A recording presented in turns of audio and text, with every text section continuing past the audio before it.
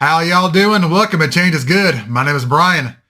Yes, we have another $500 box of half dollars to go through.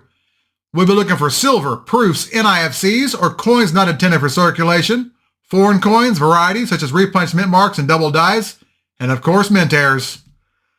Let's see what's on top.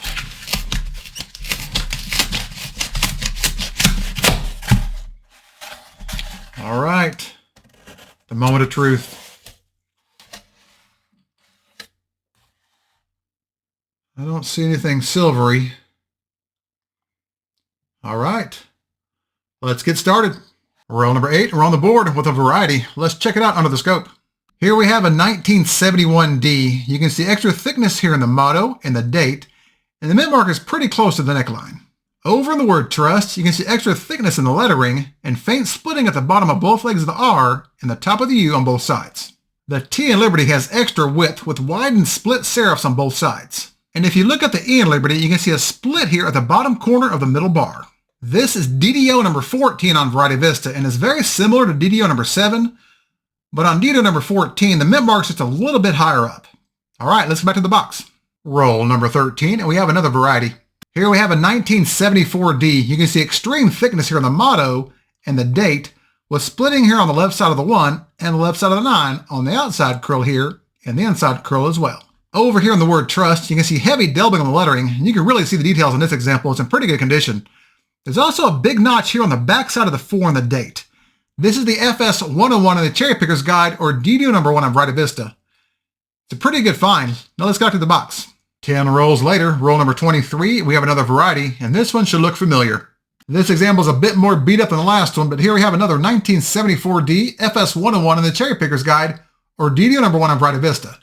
You can see extra thickness here in the motto and the date, and heavy doubling over here in the word trust. As you can see, these are not scarce, but they're a pretty cool variety. Well, let's go back to the box. Next roll number 24, and we have another variety, and again, this one should look familiar. Starting to become a pattern. Here we have another 1971D, DDO number 14 on Variety Vista. As you can see, there's extra thickness here in the motto and the date. Over here in the word trust, you can see faint splitting at the bottom of both legs of the R and the top of the U on both sides. And if you come up here to the letter T in Liberty, you can see it's extra wide with widened split serifs on both sides. And if you look closely, you can see a split here at the corner or the middle bar of the E in Liberty. All right, let's go back to the box. The last 26 rolls were an absolute drought on finds. Let's do a recap. Well, we had no silver, no NIFCs, and no proofs, but 4 varieties, so think about it. Without a microscope, this box would have been a complete waste of time, but luckily we came out on top. In total, we had 4 finds, and they're a pair of twins, a pair of 1971D, DDO number 14s, and a pair of 1974D, FS 101s.